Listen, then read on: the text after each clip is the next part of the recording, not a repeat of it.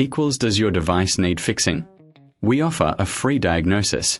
We pick up and deliver right to your door, no calls or travel needed. We send you a quote before repairing, and only go ahead if you approve it. Easy, transparent, and professional. Link in description.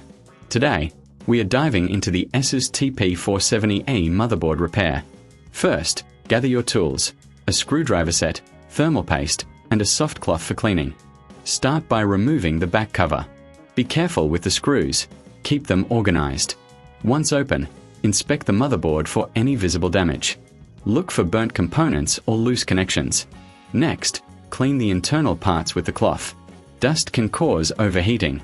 If you find any damaged components, consider a professional diagnosis without obligation.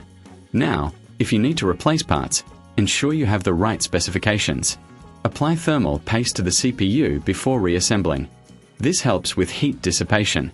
Once everything is in place, reattach the back cover.